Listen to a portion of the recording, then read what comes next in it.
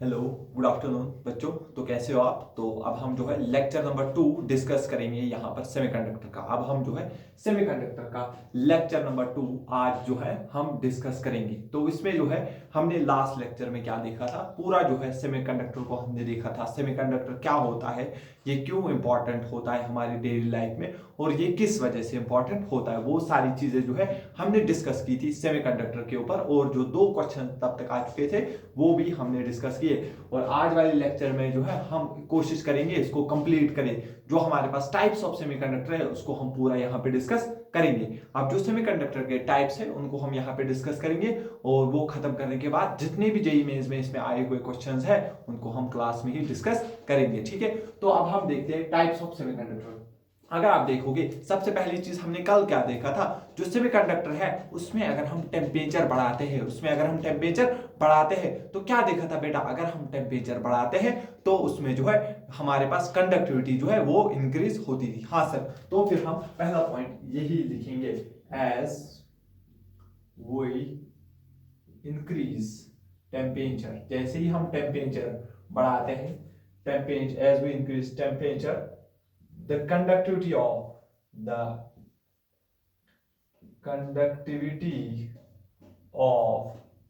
semiconductor increases। जो हमारे पास semiconductor की कंडक्टिविटी है वो क्या होती थी, इंक्रीज होती है।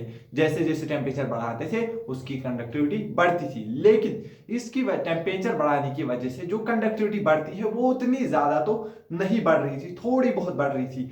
लेकिन अब जो हमें इक्विपमेंट बनाने हैं, जैसे लैपटॉप हो गया, मोबाइल वगैरह हो गया, लेकिन यहां पर हमें जो है कंडक्टिविटी थोड़ी और चाहिए। अब हम सेमीकंडक्टर की कंडक्टिविटी को फर्दर कैसे बढ़ाए, ठीक है, तो कैसे फर्दर इसको बढ़ाया जाए, उसके लिए साइंटिस्ट ने क्या सोचा, अब हम इसमें कुछ जो है इंप्योरिटीज को ऐड करेंगे। क्या करेंगे, खाली टेम्परेचर बढ़ाने से कंडक्टिविटी तो बढ़ रही थी लेकिन उस लिहाज से नहीं बढ़ पा रही थी जिस लिहाज से हमें जरूरत थी। दैट मीन्स जो है हमारे पास जो प्योर सेमीकंडक्टर है उसकी अगर हम टेम्परेचर बढ़ाएंगे तो कंडक्टिविटी बढ़ेगी लेकिन उतनी ज्यादा नहीं बढ़ेगी। अब अगर हमें जो है ड्रास्टिकली इंक्रीज करनी है इसकी कंडक्टिविटी, तो उसके लिए हम क्या करते हैं, इसमें कुछ इंप्योरिटीज को ऐड करते हैं। क्या करते हैं, कुछ इंप्योरिटीज को ऐड करते हैं। और जब हमने देखा जैसे ही इसमें हमने कुछ इंप्योरिटीज जो है ऐड की, इसकी कंडक्टिविटी जो है वो इंक्रीज हुई, लेकिन कुछ भी इंप्योरिटी नहीं चलेगी। एक स्पेसिफाइड इंप्योरिटीज को हम इसमें ऐड करते हैं, वो हम आगे देखेंगे।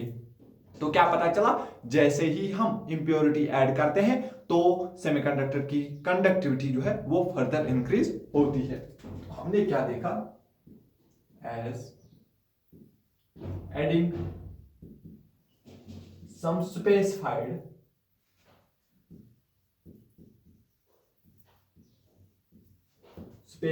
impurities in the semiconductor lattice, its conductivity further increased।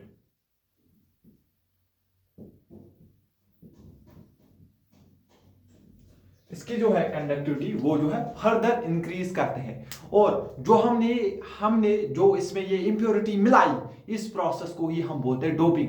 That means adding impurity into the semiconductor lattice is called the doping। अगर आपसे पूछा जाएगा डोपिंग क्या होता है, डोपिंग होता है अगर हम कुछ इंप्योरिटी, स्पेसिफाइड इंप्योरिटी सेमीकंडक्टर के लेटिस में ऐड कर दे जिसकी वजह से उसकी कंडक्टिविटी इंक्रीज करे, उस प्रोसेस को हम क्या बोलते हैं, डोपिंग बोलते हैं। तो हम क्या बोल सकते हैं, एडिंग स्पेसिफिक impurities, शाबाश, adding specific impurities in the semiconductor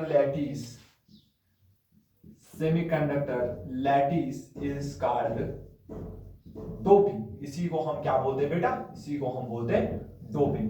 semiconductor lattice में जब हम स्पेसिफिक इंप्योरिटीज को ऐड करते हैं तो उसको हम क्या बोलते हैं, डोपिंग। फिर से मैं समराइज करता हूं, हमने क्या बोला। सबसे पहले जो हमने देखा था प्योर सेमीकंडक्टर जो था, उसको अगर हम थोड़ा सा टेम्परेचर बढ़ाएंगे तो उसकी कंडक्टिविटी जो है इंक्रीज होती है, लेकिन उतनी इंक्रीज नहीं हो पाती है जितनी हमें जरूरत होती है। तो अब हमें जितनी कंडक्टिविटी जरूरत है उसको हम कैसे बढ़ाएं, तो हमने क्या सोचा, अब हम इस प्योर सेमीकंडक्टर में कुछ इंप्योरिटीज को ऐड करते हैं। तो अगर हम इसमें इंप्योरिटीज, लेकिन स्पेसिफिक इंप्योरिटीज अगर हम इसमें ऐड करेंगे तो हमने देखा इसकी कंडक्टिविटी क्या हुई, इंक्रीज हुई। दैट मींस इंप्योरिटीज के ऐड करने से इसकी कंडक्टिविटी इंक्रीज हुई। क्लियर हुआ? बहुत बढ़िया। तो ये जो हमने इंप्योरिटीज ऐड की, इस प्रोसेस को हम क्या बोलते हैं, डोपिंग बोलते हैं। अगर हम इंप्योरिटीज सेमीकंडक्टर के लैटिस में ऐड करते हैं जिसकी वजह से इसकी कंडक्टिविटी बढ़ती है, उस प्रोसेस को हम क्या बोलते हैं, हम उस प्रोसेस को बेटा बोलते हैं डोपिंग। समझ आ गया? यहां तक क्लियर है? ठीक है, पहले आप इतना लिखिए। हाँ, तो इतना आपने नोट कर लिया होगा। अब जो है कंडक्टिविटी इंक्रीज हो रही है इंप्योरिटी के ऐड करने से, ठीक है। तो अब हम क्या बोल सकते हैं, on the basis of conductivity, conductivity के बेसिस के ऊपर हमने जो है सेमीकंडक्टर्स में दो पार्ट्स में तोड़ा। किसमें? दो पार्ट्स में डिवाइड किया सेमीकंडक्टर को। एक को हमने बोला इंट्रिंसिक सेमीकंडक्टर और एक को हमने बोला जो है एक्सट्रिंसिक सेमीकंडक्टर। इंट्रिंसिक सेमीकंडक्टर वो कंडक्टर सेमीकंडक्टर होते हैं जो प्योर होते हैं, जिसमें कोई भी डोपिंग नहीं होती है। ये प्योर होते हैं इस वजह से क्योंकि इनका जो है कंडक्टिविटी सिर्फ किस पे डिपेंड है, टेम्परेचर पे। दैट मींस ये सिर्फ किस पे करते हैं, टेम्परेचर पे डिपेंड करते हैं, और टेम्परेचर बढ़ाने से कंडक्टिविटी जो है बहुत कम बढ़ती है, इसीलिए इनकी कंडक्टिविटी जो है वो बहुत लो होती है। क्या इतना क्लियर हुआ? सर ये एक्सट्रिंसिक सेमीकंडक्टर क्या होते हैं? एक्सट्रिंसिक सेमीकंडक्टर वो कंडक्टर्स हो सेमीकंडक्टर होते हैं जिनमें हम इंप्योरिटी ऐड करते हैं। दैट मींस जिनमें हम इंप्योरिटी ऐड करते हैं उनको हम दूसरा नाम बोलते हैं डोप्ड सेमीकंडक्टर। क्या बोलते हैं? Doped semiconductor. अब जो हमारे पास डोप्ड सेमीकंडक्टर होते हैं, अभी हमने देखा, अब इनकी जो है कंडक्टिविटी एक तो टेम्परेचर की भी वजह से बढ़ेगी और जो हम इनमें इंप्योरिटी है उस वजह से भी बढ़ेगी। दैट मींस जो डोप्ड सेमीकंडक्टर है या एक्सट्रिंसिक सेमीकंडक्टर है, इनकी कंडक्टिविटी जो है वो इंक्रीज होगी। वो क्या होगी? ज्यादा होगी। किससे ज्यादा होगी? रिलेटिवली ज्यादा होगी हमारे पास प्योर सेमीकंडक्टर से। क्लियर हुआ? पहले आप इतना नोट करिए। इसके बाद हम क्या लिख सकते हैं, हम लिख सकते हैं ऑन द बेसिस ऑफ, शाबाश आप भी लिखिए, on the basis of conductivity, शाबाश, on the basis of conductivity semiconductors are classified into two categories,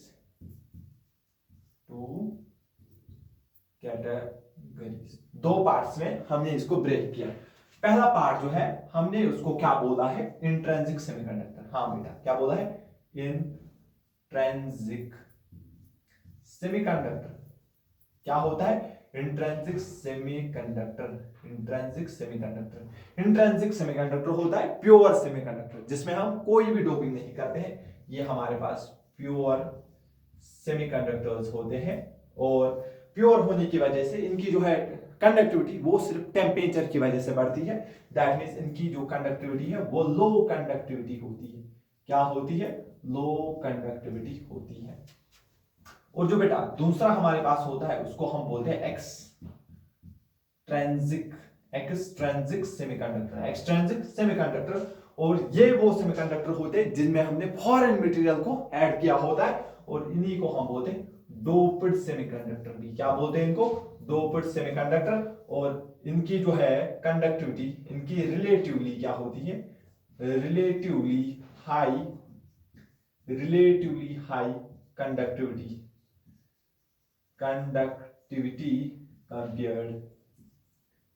compared to pure semiconductor, compared to intrinsic semiconductor। इनकी कंडक्टिविटी जो है वो ज्यादा होती है किसके कंपैरिजन में? यहाँ पर जो है हमारे पास प्योर सेमीकंडक्टर होता है, या जिसको हम इंट्रिंसिक सेमीकंडक्टर बोलते हैं। क्या इतना समझ आ गया? हमने क्या कहा, जो हमारे पास सेमीकंडक्टर होते हैं, जो हमारे पास सेमीकंडक्टर होते हैं प्योर सेमीकंडक्टर, उसमें अगर टेम्परेचर बढ़ाएंगे तो कंडक्टिविटी बढ़ती है, लेकिन वो उतनी ज्यादा नहीं बढ़ती है। अगर हमें और ज्यादा कंडक्टिविटी को बढ़ाना है तो हम इसमें कुछ मटेरियल, स्पेसिफिक मटेरियल को ऐड करते हैं, तो उससे जो है इसकी कंडक्टिविटी फर्दर इंक्रीज करती है। और इस प्रोसेस को, जिसमें हम इसमें कुछ कंडक्टिविटी, कुछ फॉरेन मटेरियल ऐड करते हैं, इस प्रोसेस को हम क्या बोलते हैं? डोपिंग बोलते हैं। तो अब कंडक्टिविटी के बेस के ऊपर हमने इस सेमीकंडक्टर को फिर से दो पार्ट में डिवाइड किया। एक को बोला इंट्रिंसिक सेमीकंडक्टर, एक को बोला एक्सट्रिंसिक सेमीकंडक्टर। इंट्रिंसिक सेमीकंडक्टर वो सेमीकंडक्टर होता है हमारे पास जो प्योर सेमीकंडक्टर होता है, जिसमें कोई भी इंप्योरिटीज हमने ऐड नहीं की होती है, इस वजह से इसकी कंडक्टिविटी जो है कम होती है। और जो एक्सट्रिंसिक सेमीकंडक्टर होते हैं, इसमें हमने जो है इंप्योरिटी को ऐड किया होता है, जिसकी वजह से इसको एक तो टेम्परेचर की भी वजह से इसकी जो है कंडक्टिविटी इंक्रीज होगी, और इस फॉरेन मटेरियल की भी वजह से, दैट मींस इसकी कंडक्टिविटी ज्यादा होगी हमारे पास इंट्रिंसिक सेमीकंडक्टर से। क्लियर हुआ? पहले अपना नोट करिए, फिर हम फर्दर डिस्कशन करते हैं। हाँ, तो चलो बेटा, अब जो हम फर्दर डिस्कस करेंगे इंट्रिंसिक सेमीकंडक्टर को। अब जो दो पार्ट्स में डिवाइड किया था, उसमें जो पहला पार्ट हम डिस्कस करेंगे, जिसको हम बोलते हैं इंट्रिंसिक सेमीकंडक्टर। अब देखो, आपको जो है इंट्रिंसिक सेमीकंडक्टर बहुत आराम से समझ आएगा, और इतना अच्छे से समझ आएगा कि आपके खून में जो है ये बस जाएगा। अब देखते हैं हम इंट्रिंसिक सेमीकंडक्टर क्या होते हैं। मैंने आपको अभी समझाया था, इंट्रिंसिक सेमीकंडक्टर जो है वो प्योर सेमीकंडक्टर्स होते हैं। दैट मींस ये हमारे पास क्या होते हैं? प्योर सेमीकंडक्टर होते हैं। जनरली ये हमारे पास किस ग्रुप के होते हैं?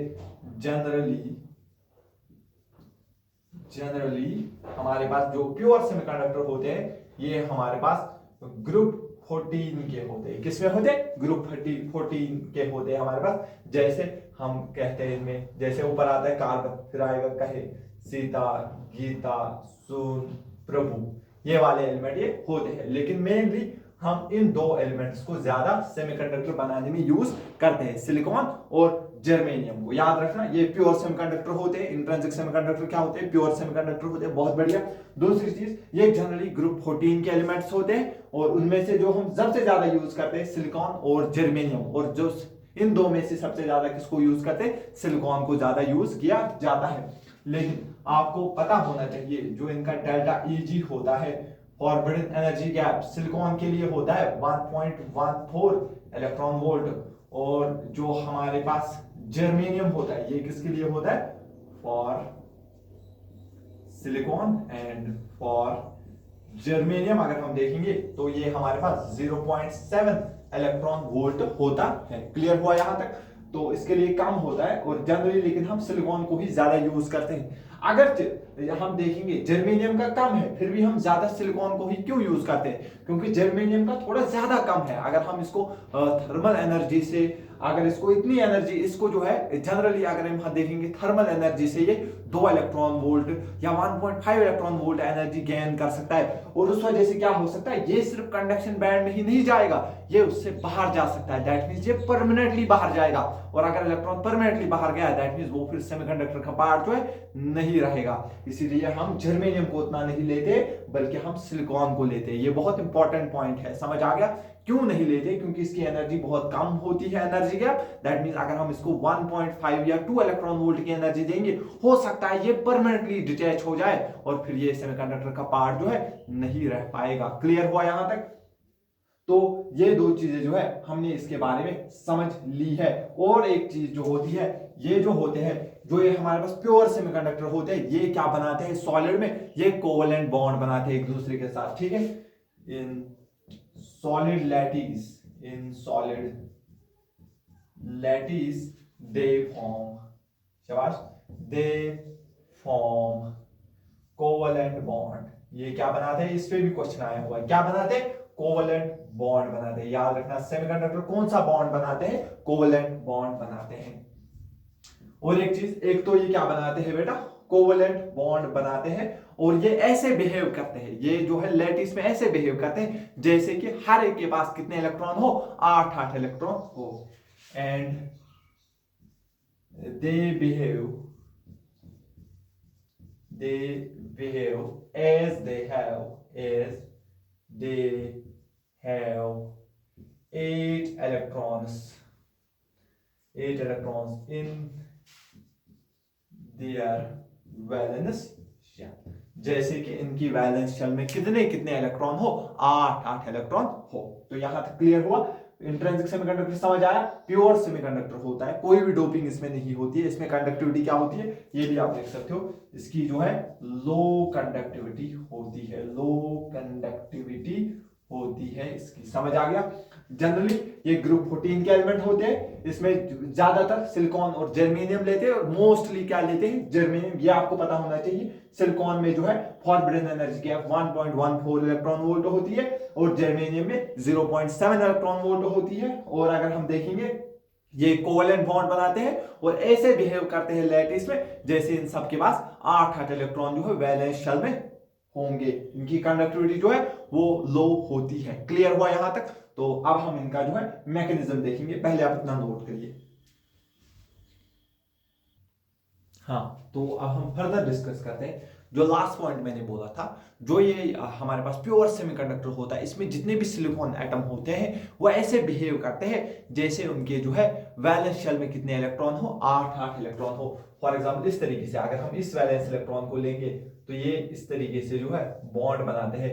ये देखो, ये सिलिकॉन के लास्ट शेल में कितने इलेक्ट्रॉन होते हैं, 4 इलेक्ट्रॉन। ये हो गया एक इसका। सिमिलरली यहां पर भी ये इस तरीके से बॉन्ड बनाएंगे।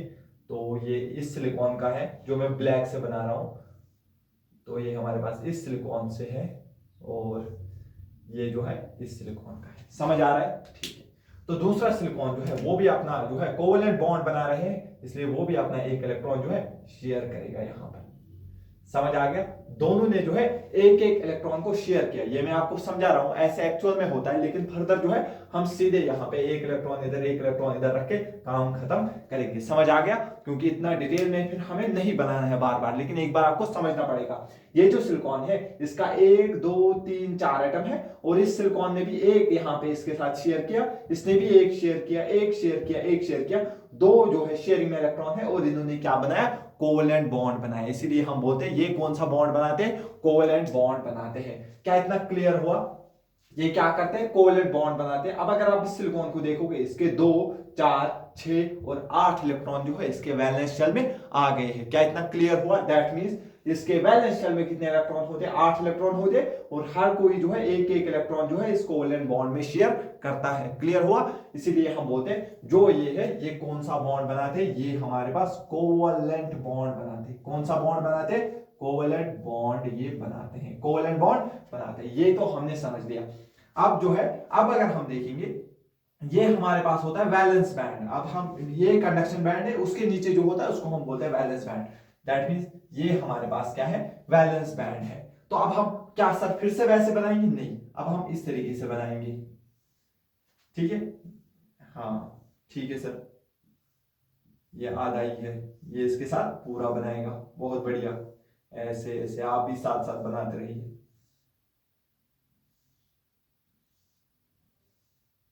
हाँ, इस तरीके से ये फिर इसके साथ, ये इसके साथ, और ये इसके साथ, और ये तो फिलहाल ऐसे रहेंगे, half half.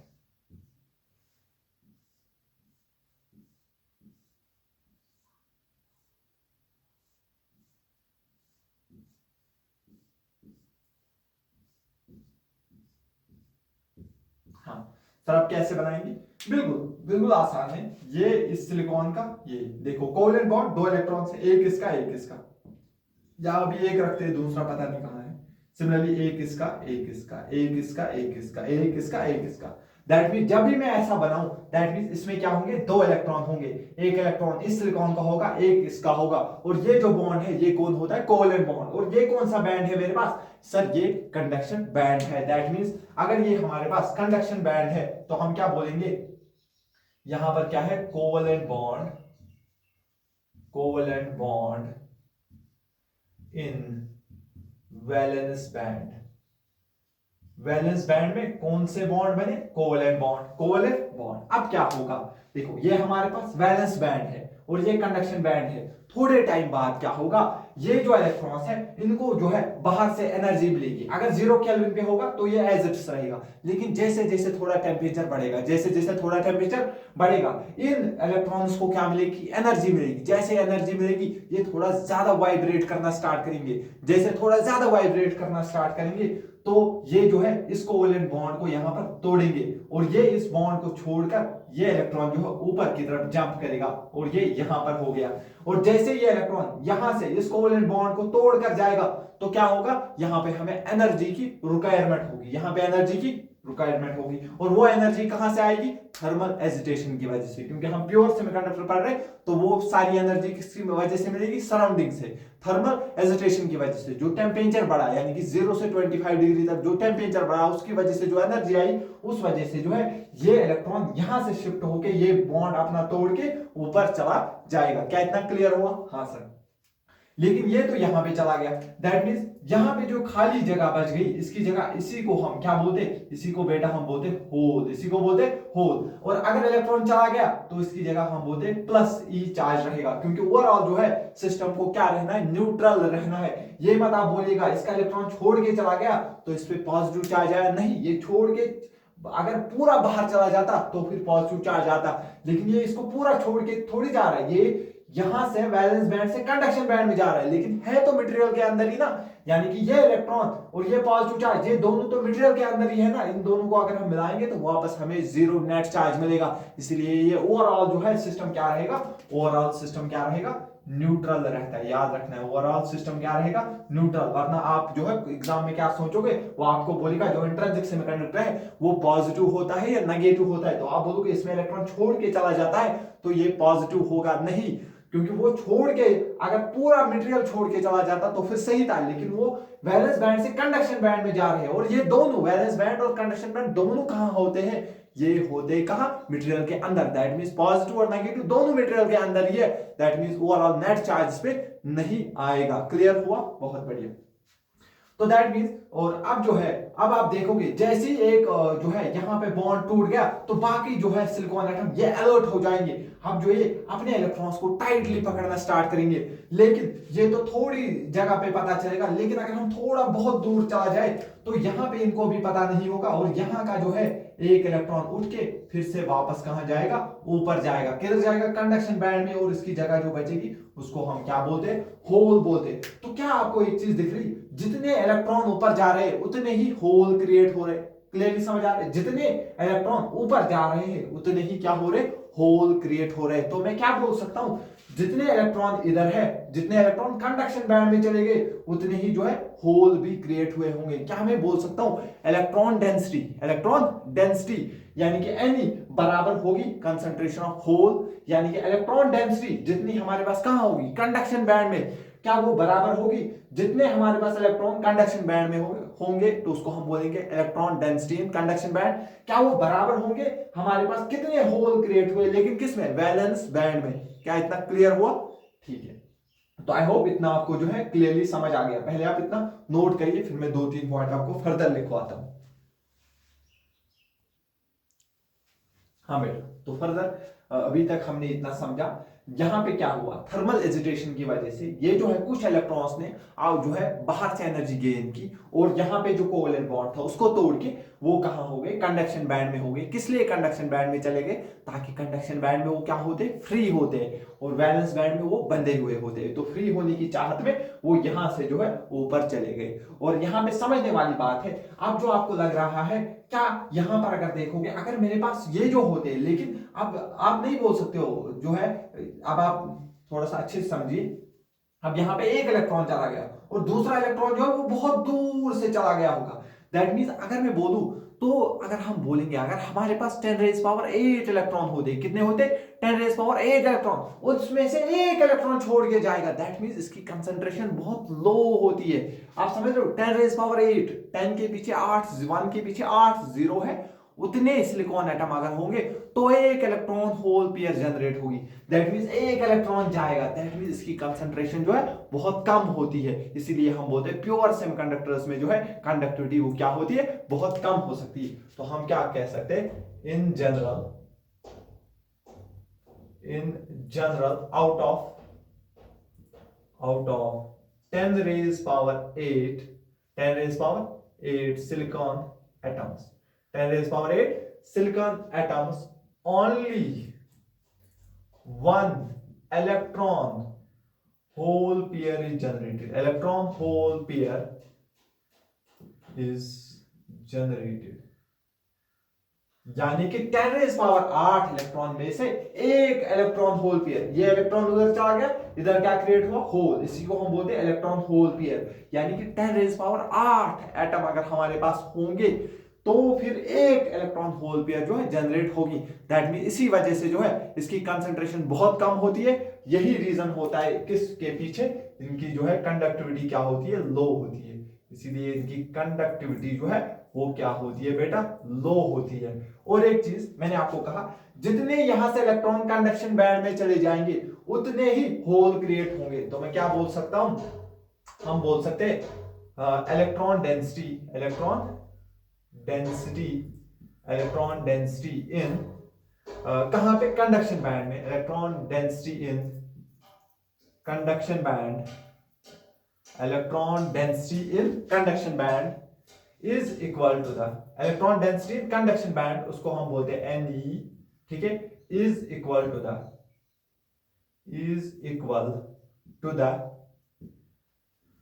Whole, is equal to the concentration of holes. किसके बराबर होगी, कितने होल है कहां पे, हमारे पास वैलेंस बैंड में, is equal to the concentration of holes in the valence band. तो एंड इसी को हम बोलते हैं intrinsic concentration, and this is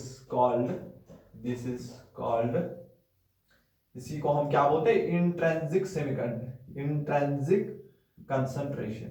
sir क्यों बोलते हैं इंट्रिंसिक कंसंट्रेशन, ये किसमें हो रहा है, इंट्रिंसिक सेमीकंडक्टर में, इसीलिए हम उसको बोलते हैं इंट्रिंसिक कंसंट्रेशन। क्या हम आपने बोला सर, जितने इलेक्ट्रॉन ऊपर जाएंगे उतने ही तो होल क्रिएट होंगे। दैट मींस इलेक्ट्रॉन्स की कंसंट्रेशन कहां, कंडक्शन बैंड में बराबर होगी, कितने होल इलेक्ट्रॉन्स, कितने इलेक्ट्रॉन जो है कंडक्शन बैंड में होंगे। तो यानी कि इलेक्ट्रॉन डेंसिटी कहां पे, कंडक्शन बैंड में, किसके बराबर होगी, कितनी कंसंट्रेशन है होल उसकी, यानी कि जितने इलेक्ट्रॉन चले गए उतने ही तो होल होंगे। यानी कि होल कंसंट्रेशन और इलेक्ट्रॉन कंसंट्रेशन बराबर होगी, और इसी कंसंट्रेशन को हम क्या बोलते हैं, इंट्रिंसिक कंसंट्रेशन बोलते हैं। तो मैं क्या बोल सकता हूं, Ni हमारे पास क्या होती है, इंट्रिंसिक कंसंट्रेशन। ये किसके बराबर होगी, नंबर ऑफ इलेक्ट्रॉन, यानी कि इलेक्ट्रॉन डेंसिटी कहां पे, कंडक्शन बैंड में, और ये किसके बराबर होगी, हमारे पास कितने होल क्रिएट हुए, कहां पे, वैलेंस बैंड में। तो ये एक इंपॉर्टेंट रिलेशन जो है हमको यहां पर मिल जाती है। क्या इतना क्लियरली समझ आ गया, ठीक है। और एक चीज यहां पर इंट्रिंसिक, मैंने आपको बोला जो ये इंट्रिंसिक सेमीकंडक्टर है, इसमें हम कोई भी इंप्योरिटी है जो है वो ऐड नहीं करते हैं। दैट मींस इसकी कंडक्टिविटी जो है वो किस पर डिपेंड करती है, वो प्योरली डिपेंड करती है टेम्परेचर पे। और वो यानी कि इसकी जो इंट्रिंसिक कंसंट्रेशन है वो किस पे डिपेंड करती है, टेम्परेचर पे। इंट्रिंसिक कंसंट्रेशन किस पे डिपेंड करती है बेटा, टेम्परेचर पे। तो अब हम देखेंगे Ni जो है, intrinsic concentration depends on temperature, वो किस पे डिपेंड करती है, टेम्परेचर पे। कैसे टेम्परेचर पे डिपेंड करती है, चलिए वो देखते हैं। Ni जो है हमारे पास किसके बराबर होती है, अगर हम यहां पर देखेंगे, ये होता है हमारे पास AT क्यू e की power minus delta Eg divide by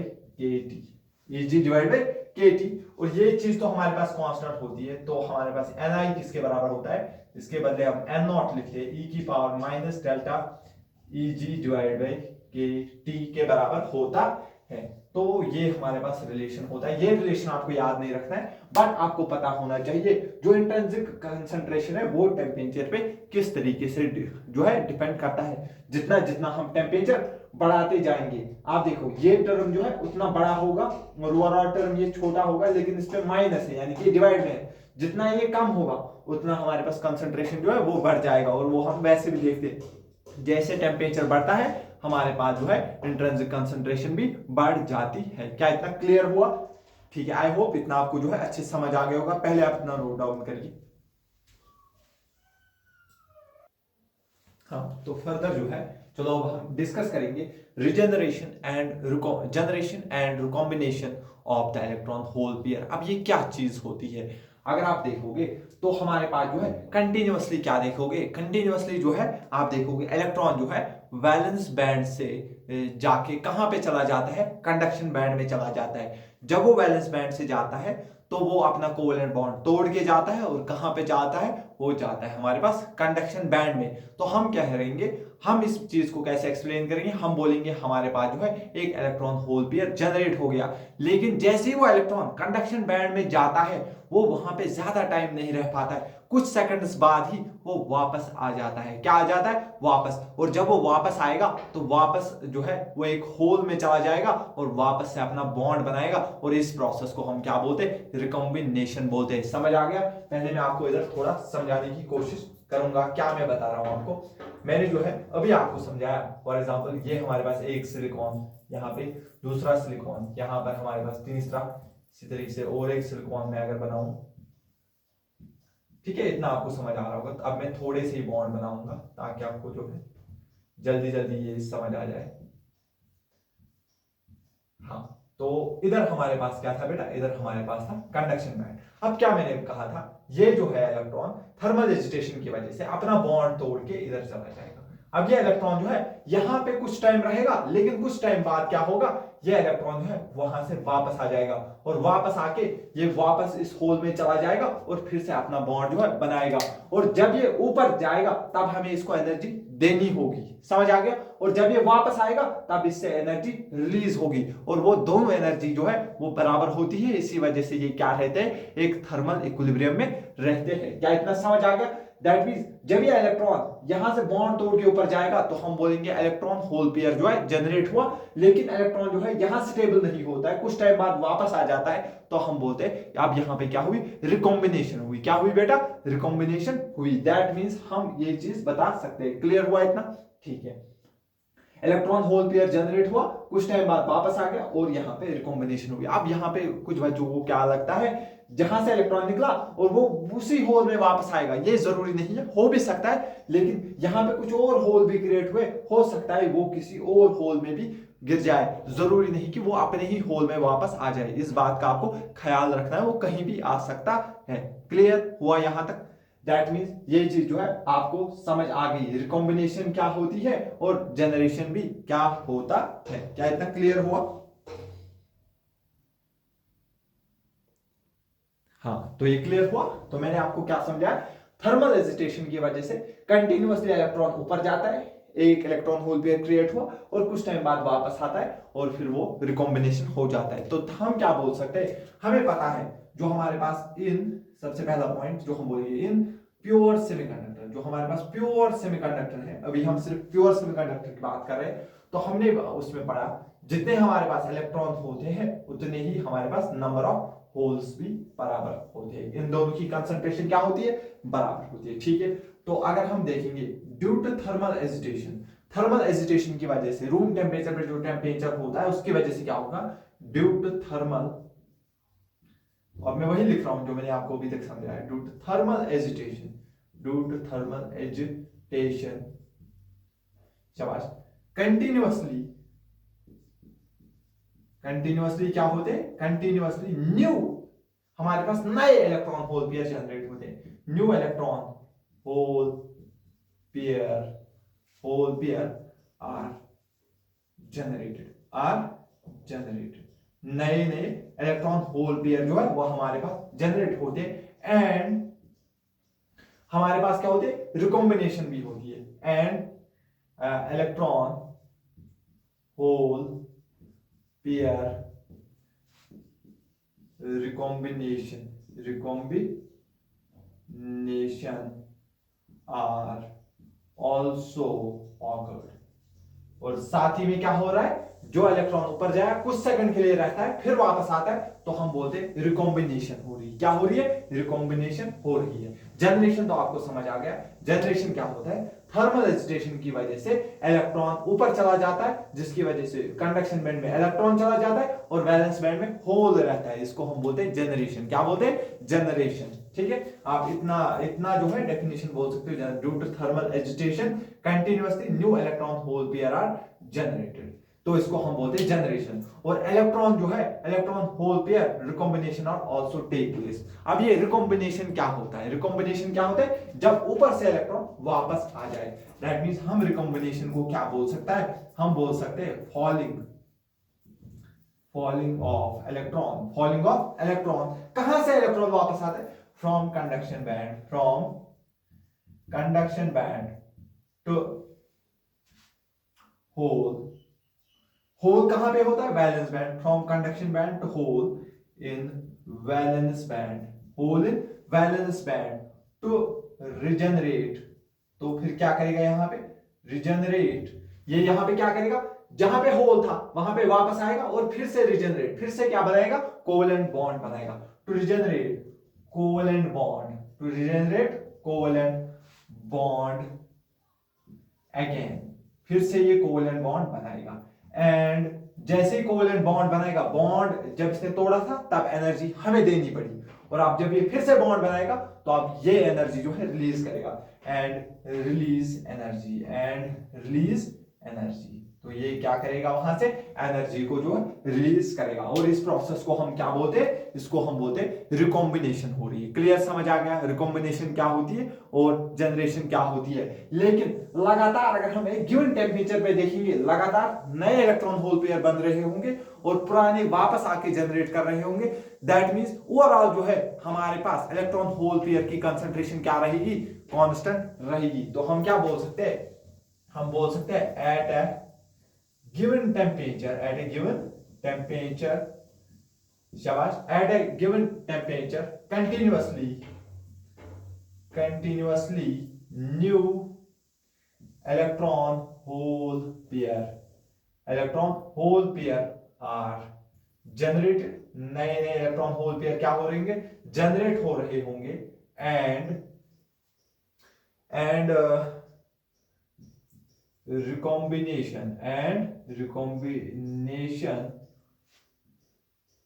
also occurs, और लगातार रिकॉम्बिनेशन भी हो रही होगी। Due to which the concentration, जिसकी वजह से क्या होगा? Concentration of electron hole pair remains constant. Electron hole pair remains constant. That means इनकी जो कंसंट्रेशन है वो क्या रहती है? कांस्टेंट रहती है। इलेक्ट्रॉन और होल पेयर कंसंट्रेशन एक गिवन टाइम पे क्या होता है? कांस्टेंट होता है। क्या इतना क्लियरली समझ आ गया?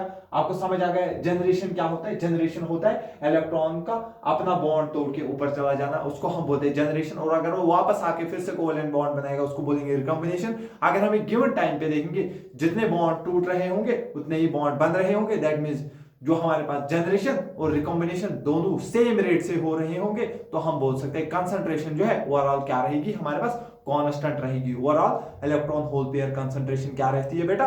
कांस्टेंट रहती है। ठीक है, तो इतना पहले आप नोट करिए।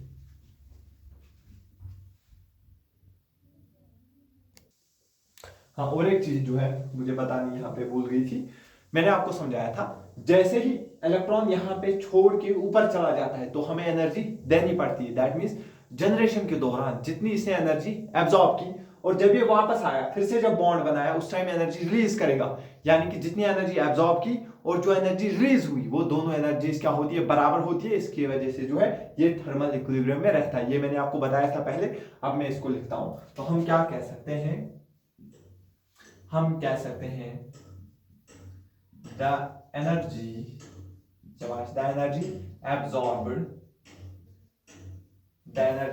absorbed during generation of electron hole pair के टाइम जितनी हमने एनर्जी एब्जॉर्ब की, is equal to the energy released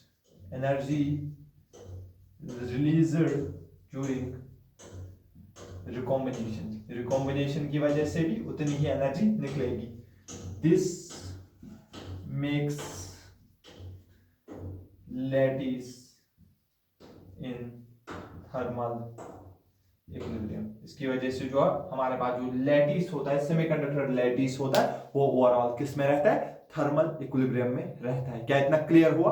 तो ये पूरा हमारे पास था अभी तक जो हम डिस्कस कर रहे हो इंट्रिंसिक सेमीकंडक्टर के बारे में. अब जो है एक चीज हमें देखना है, अब इंट्रिंसिक सेमीकंडक्टर में करंट किसके बराबर होगी और कैसे चलेगी, वो मैकेनिज्म बस देखना है. तो फिर हमारा जो है इंट्रिंसिक सेमीकंडक्टर कंप्लीट हो जाएगा.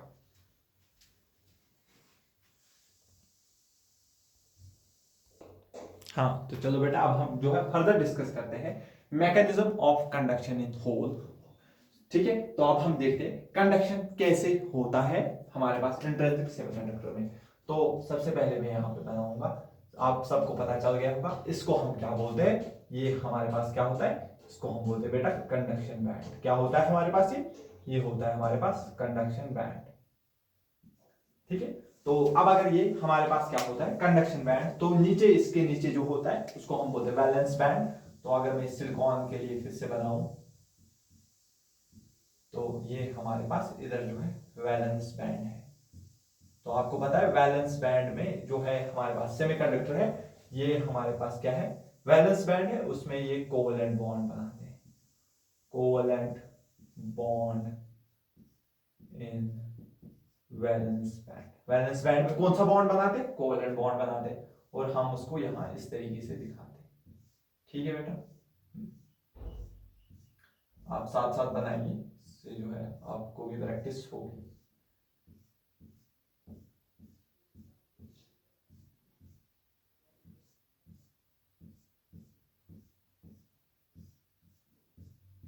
ठीक है, ये हमारे पास था सेमीकंडक्टर. पूरा ध्यान से देखिएगा. फॉर एग्जाम्पल इस बॉन्ड का जो है इलेक्ट्रॉन यहां से ये बॉन्ड तोड़ के यहां से जो है इलेक्ट्रॉन किधर चला जाता है? इधर चला जाता है. अगर ये इलेक्ट्रॉन ऊपर चला गया तो इधर जो ये जगह क्रिएट हुई इसको ही हम क्या बोलते हैं बेटा? होल बोलते हैं. और इसका चार्ज कितना होगा? इलेक्ट्रॉन के बराबर लेकिन पॉजिटिव है. इलेक्ट्रॉन के बराबर लेकिन पॉजिटिव. ठीक है, लेकिन अब आप देखिएगा ये जो होल है, अगर अब मैं यहां पर इस साइड जो है पॉजिटिव पोटेंशियल रखूं और इस साइड क्या रखूंगा? नेगेटिव पोटेंशियल रखूंगा, तो ये पॉजिटिव और इस नेगेटिव को क्या करेगा? अपनी तरफ अट्रैक्ट करेगा. नेगेटिव चार्ज जिस तरफ चल रहा है उसके अपोजिट जो है पॉजिटिव चार्ज चलेगा. दैट मींस अगर नेगेटिव चार्ज इधर चल रहा है इसके अपोजिट जो है करंट चलेगा. दैट मींस ये करंट जो है इस इलेक्ट्रॉन की वजह से इस डायरेक्शन में जाएगी. ठीक है सर. सर यहाँ पर जो ये होल है इसको क्या होगा? अब देखो यहाँ पर जो ये होल है, ये पॉजिटिव चार्ज है, ये धीरे धीरे क्या करेगा? यहाँ पे ये इस बॉन्ड के इलेक्ट्रॉन को बोलेगा इधर आ जाओ. तो ये इलेक्ट्रॉन जो है वो इस तरफ शिफ्ट होगा और ये होल जो है वो इस तरफ शिफ्ट हो गया. सिमिलरली ये होल आगे इस वाले इलेक्ट्रॉन को बोलेगा तुम इस तरफ आ जाओ. ये इस तरफ आएगा और होल जो है वो इस तरफ जा रहा है. दैट मींस होल क्या है हमारे पास? एक पॉजिटिव चार्ज है और वो किस तरफ शिफ्ट हो रहा है? Left right. That means hole की वजह से जो करंट आ रहा है वो भी इस तरफ है. क्या दोनों करंट सेम डायरेक्शन में आ रहे हैं? तो मैं क्या बोल सकता हूं? Total current in semiconductor. Total current in semiconductor हमारे पास क्या होगा? Hole current plus electronic current के बराबर होगा. ये चीज आपको पता होनी चाहिए. दैट मींस इंट्रिंसिक सेमीकंडक्टर में जो हमारे पास करंट आता है वो इलेक्ट्रॉन्स की वजह से भी आता है और होल्स की वजह से भी आता है. और एक इंपॉर्टेंट चीज हमने यहाँ पे पढ़ी थी, यहाँ पर दोनों की कंसंट्रेशन बराबर होती है.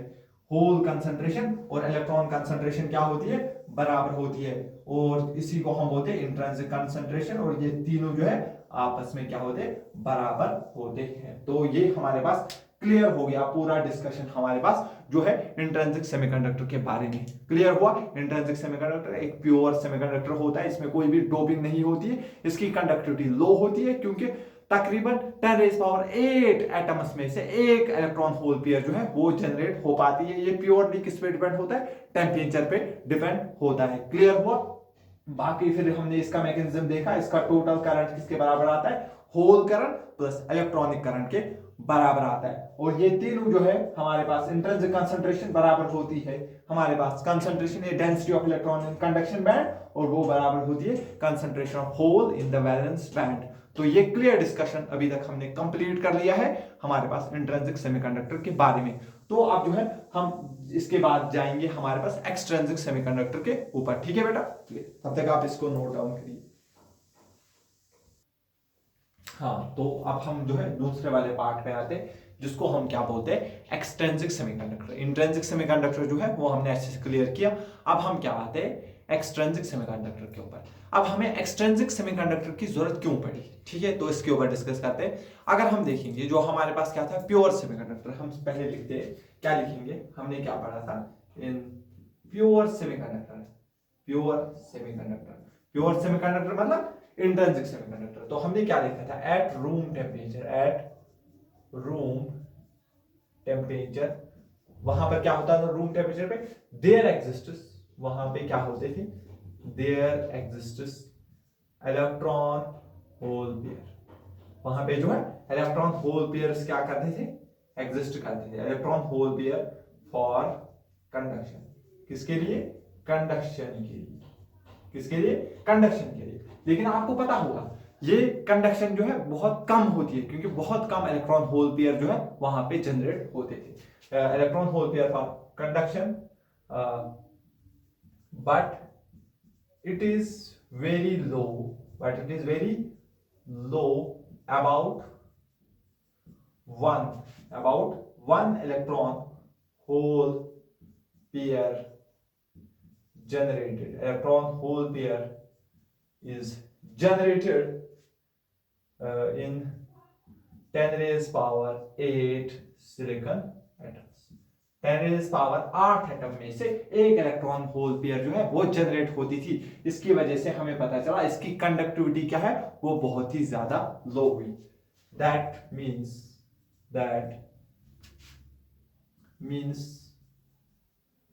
कंडक्टिविटी ऑफ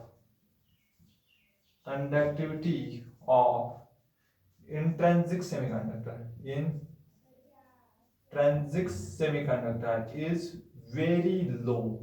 वो लो ही नहीं है, वो बहुत ज्यादा लो है। इंट्रिंसिक सेमीकंडक्टर की कंडक्टिविटी हमारे पास क्या है, बहुत लो होती है। इसीलिए हमें जरूरत पड़ती है एक एक्सट्रिंसिक सेमीकंडक्टर की। किसकी जरूरत पड़ती है बेटा, एक्सट्रिंसिक सेमीकंडक्टर की। अब जो हमारे पास एक्सट्रिंसिक सेमीकंडक्टर होता है इसमें हम कुछ इंप्योरिटीज को ऐड करते हैं, जिसकी वजह से जो है इसकी कंडक्टिविटी जो है वो इंक्रीज होती है। तो हम क्या चाहते हैं, अब हमने क्या किया, इसके बाद हम किसके ऊपर चले गए, एक्सट्रिंसिक सेमीकंडक्टर। तो हम क्या करते हैं इन प्योर सेमीकंडक्टर, जो हमारे पास क्या है प्योर सेमीकंडक्टर है, उसमें कुछ इंप्योरिटीज ऐड करते हैं। इन प्योर सेमीकंडक्टर स्पेसिफिक इंप्योरिटीज, इसी को हम क्या बोलते हैं डोपिंग। स्पेसिफिक इंप्योरिटीज ऐड करने को क्या बोलते हैं, doping. In pure semiconductor specific impurities are added, इसमें जो है कुछ इंप्योरिटीज जो है वो हम ऐड करते हैं। उसकी वजह से क्या होता है, due to which it is conductivity, जो इसकी कंडक्टिविटी है वो सिग्निफिकेंटली क्या होती है, इंक्रीज होती है। Due to which it is conductivity is significantly increase, वो सिग्निफिकेंटली क्या हो जाती है, इंक्रीज हो जाती है। लेकिन हमें ध्यान रखना होता है ये जो हम इसमें इंप्योरिटीज ऐड कर रहे होते हैं वो इंप्योरिटीज इतनी ज्यादा ऐड नहीं करनी होती है, बहुत कम माइन्यूट कंसंट्रेशन में ऐड करनी होती है। कितनी करनी होती है सर, तकरीबन 10 रेज़ पावर 8 में एक से लेके 10 रेज़ पावर 5 एटम्स में से एक हमें डालना होता है, एक एटम जो है ऐड करना होता है, यानी कि बहुत कम कंसंट्रेशन होनी चाहिए। तो that means but concentration of impurities should be very low, ये हमारे बहुत लो होनी चाहिए। 1 in 10 raised power 8 to 1 in 10 raised power 5 atoms में से हमें एक एटम जो है वो ऐड करना होता है। तो ये हमारे पास क्या होता है, इंट्रिंसिक सेमीकंडक्टर।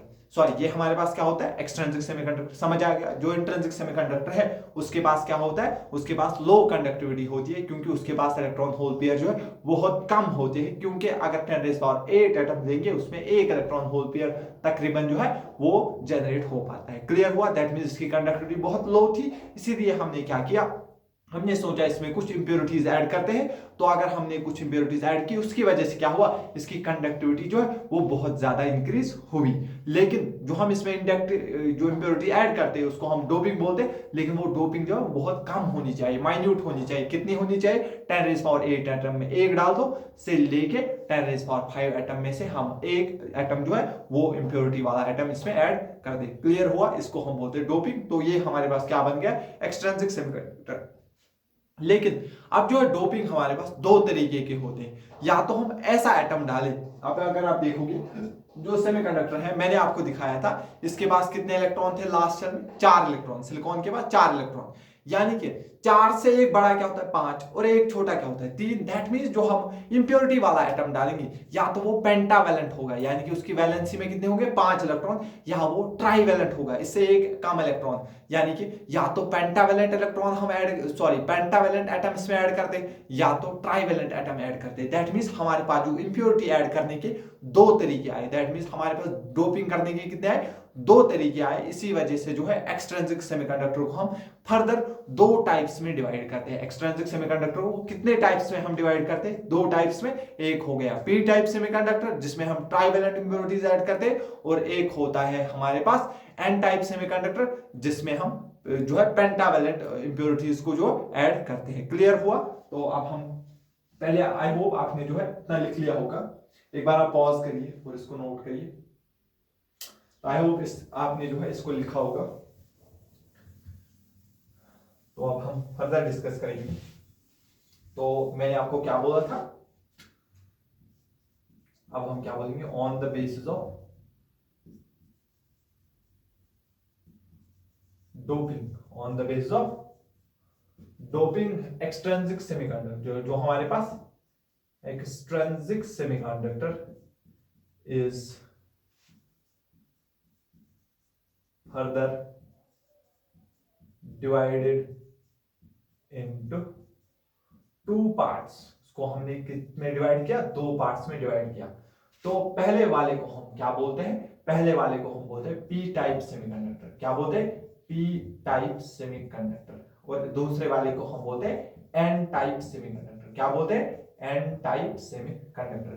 अब जो ये हमारे पास पी टाइप सेमीकंडक्टर होता है, याद रखना पी, तो इसको याद रखने का क्या तरीका है, पी मतलब पेंटा, ये नहीं करना है, पी में पेंटा नहीं ऐड करना है। तो क्या बचा, ट्राईवैलेंट। ठीक है, तो पी में हम क्या करते हैं, इसमें हम ट्राईवैलेंट डोपिंग करते हैं। ठीक है, ट्राईवैलेंट एटम्स की डोपिंग करते हैं, और इसमें जो है पेंटावैलेंट डोपिंग इसमें की जाती है। तो ये हमारे पास जो है एक्सट्रिंसिक सेमीकंडक्टर फर्दर दो पार्ट में डिवाइड होता है। एक को हम बोलते हैं पी टाइप सेमीकंडक्टर, एक को हम बोलते हैं एन टाइप सेमीकंडक्टर। ठीक है, तो फर्दर इसके ऊपर डिस्कस करते हैं, उससे पहले आप इसको नोट करिए।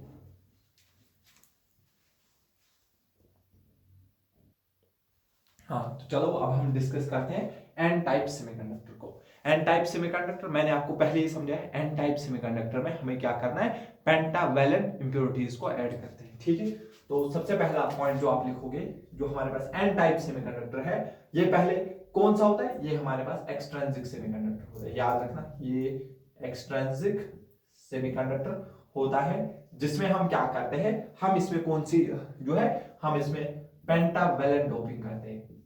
पेंटावैलेंट डोपिंग इसमें की जाती है। तो सर पेंटावैलेंट डोपिंग कैसे की जाएगी, मैंने आपको बोला था जो 14th ग्रुप होता है, कार्बन, सिलिकॉन, जर्मेनियम, ये हमारे पास क्या होते हैं, इनको हम लेते हैं semiconductor.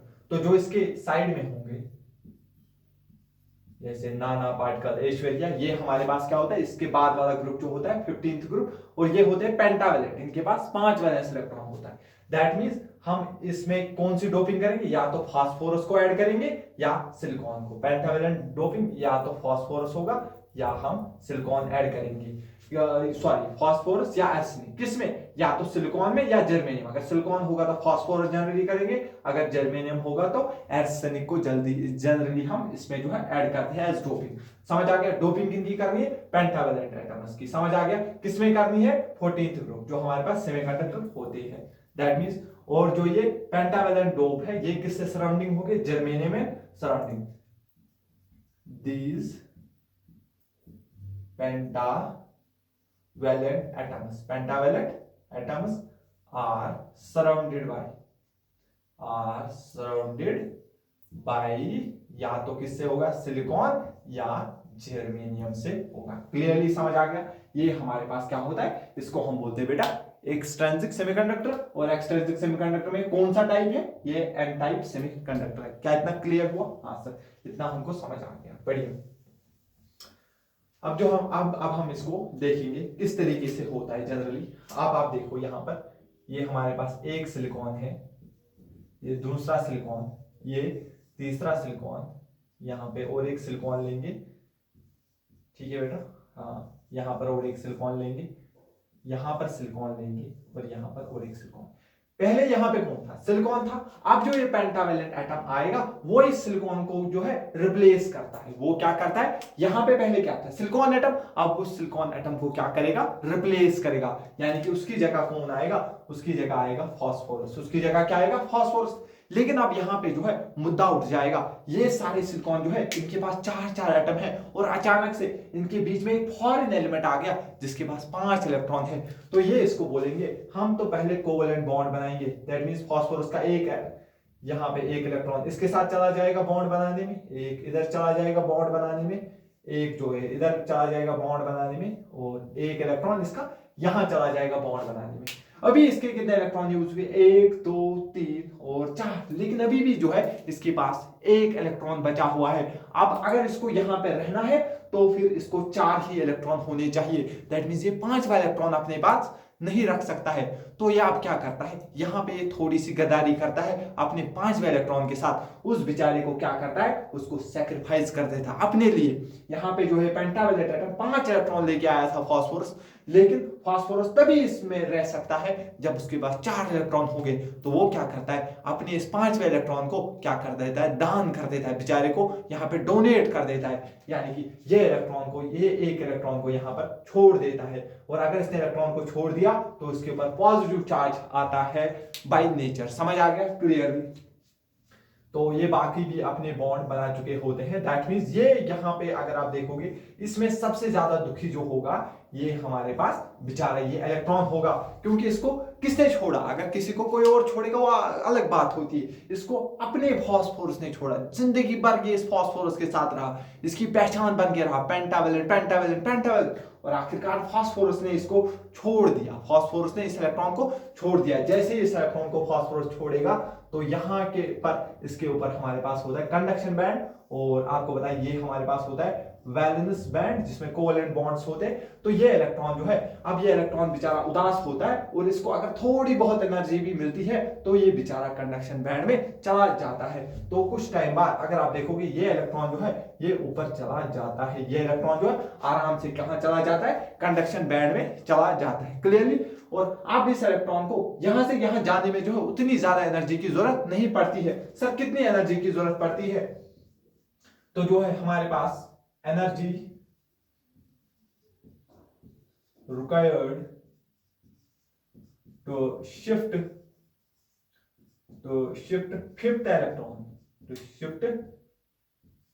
fifth electron of phosphorus to the conduction band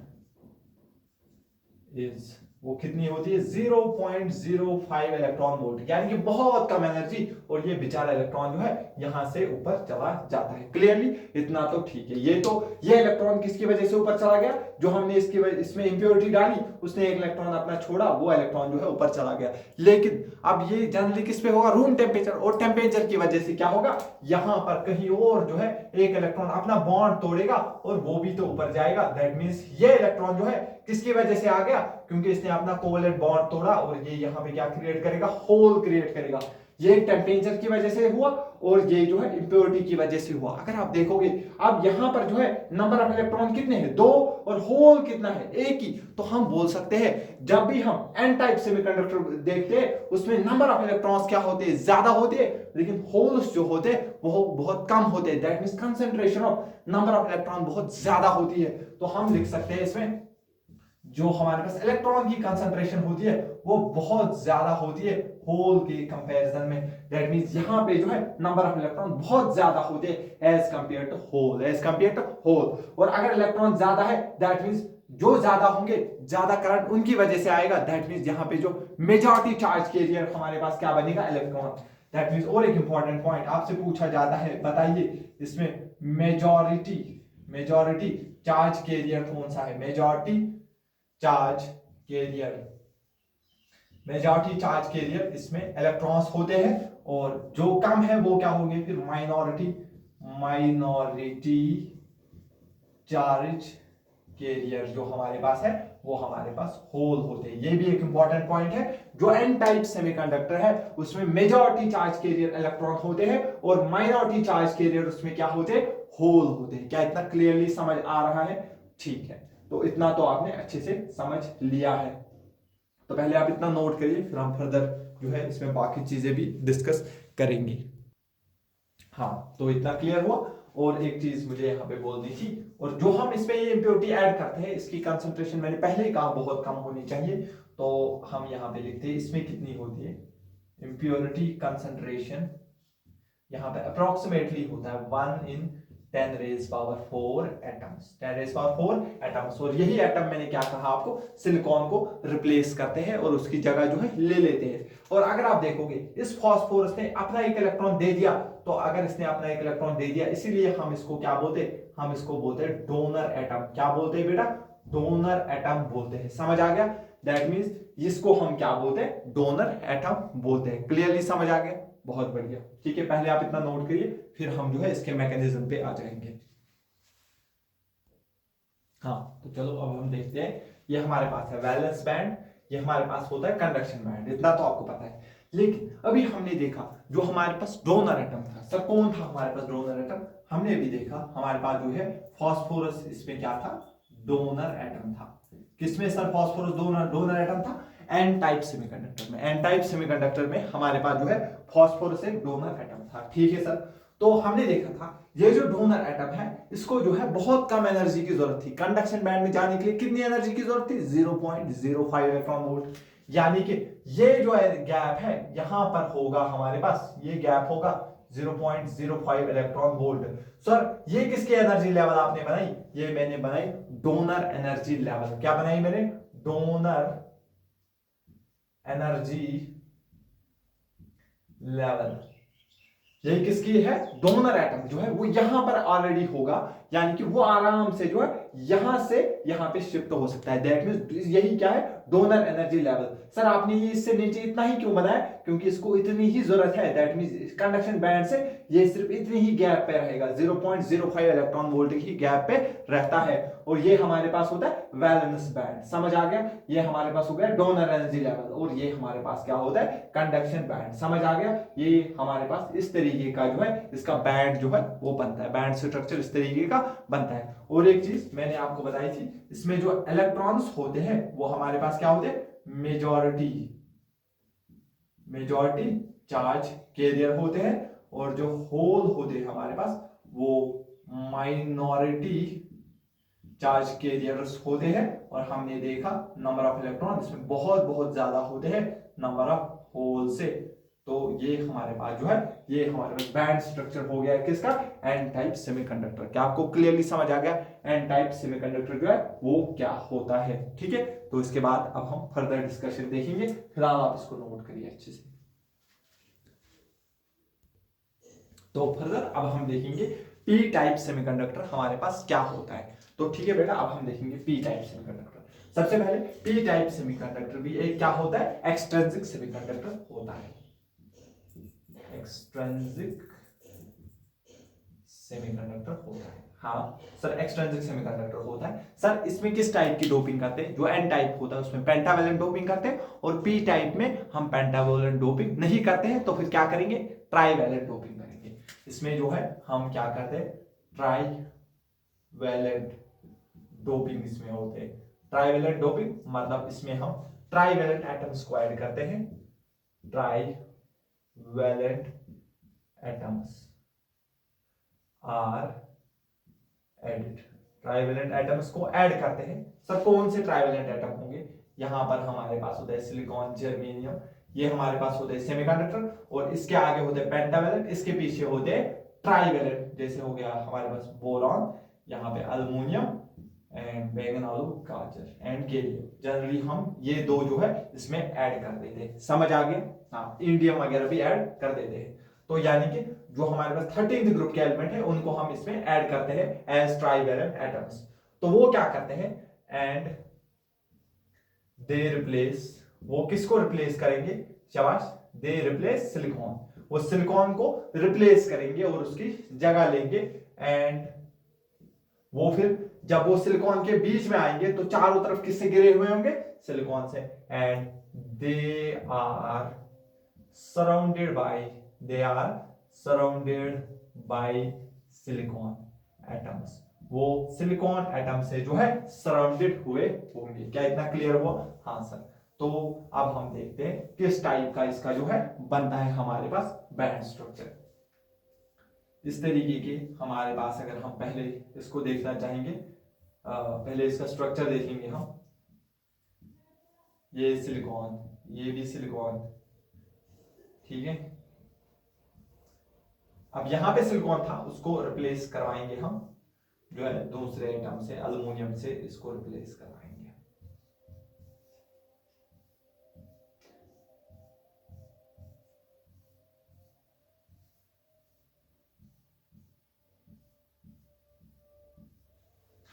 तो अब क्या करते हैं? अब हम यहां पर जो है इसकी जगह एक अल्युमिनियम को जो है वो ऐड करते हैं। अब आपको पता है अल्युमिनियम क्या है?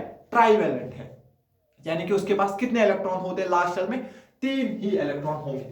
तो यानी कि उसने एक बॉन्ड तो इसके साथ बनाया और उसमें जो है अपना जो है एक इलेक्ट्रॉन जो है वो यूज कर लिया, ठीक है। हाँ, दूसरा बॉन्ड इसके साथ बनाया, यानी कि 2 इलेक्ट्रॉन यूज किए, तीसरा बॉन्ड इसके साथ बनाया, तो इसके 3 जो है वो तो बॉन्ड बन गए। अब ये चौथा बॉन्ड है वो कैसे बनाएगा? इसके पास तो 3 ही क्या होते हैं? इसके पास 3 ही इलेक्ट्रॉन होते हैं, लेकिन अब ये इनकी बस्ती में आ चुका है। अब इसको अगर वहां पर रहना है तो अब ये क्या करेगा? इसको एक इलेक्ट्रॉन की जरूरत है, तो अब ये क्या करेगा? उधार लेगा किसी से। ये क्या करता है? ये बोलता है इस सिलिकॉन को, ए सिलिकॉन एक इलेक्ट्रॉन देना, तो वो उसको जो है एक इलेक्ट्रॉन देता है, जिसकी वजह से ही क्या करता है? अपना बॉन्ड बना पाता है। तो अगर इसने इलेक्ट्रॉन बनाया, ऊपर से इलेक्ट्रॉन लिया, तो यहां पे क्या क्रिएट हुआ? यहां पर एक होल क्रिएट हुआ, यहां पर एक होल क्रिएट हुआ। समझ आ गया? यहां पे अगर मैं यहीं पे बनाऊंगा कंडक्शन बैंड, ये वैलेंस बैंड, यहां पर होल क्रिएट हुआ। समझ आ गया? लेकिन टेम्परेचर की वजह से भी हो सकता है ना, क्योंकि जैसे जैसे टेम्परेचर बढ़ेगा इलेक्ट्रॉन की थर्मल एजिटेशन बढ़ेगी और ये इलेक्ट्रॉन जो है ऊपर जंप कर जाएगा। ये इलेक्ट्रॉन किसकी वजह से आ गया? थर्मल एजिटेशन की वजह से। और यहां पर क्या क्रिएट हुआ? होल। अगर आप देखोगे एक होल तो है जो इसने उधार दिया, और एक होल है जो थर्मल एजिटेशन की वजह से हो गया। दैट मींस यहां पर नंबर ऑफ होल्स जो कंडक्शन बैंड में ज्यादा है as compared to number of electrons. That means हम क्या बोल सकते हैं? यहां पर नंबर ऑफ होल्स जो है वो बहुत ज्यादा होते हैं नंबर ऑफ इलेक्ट्रॉन से।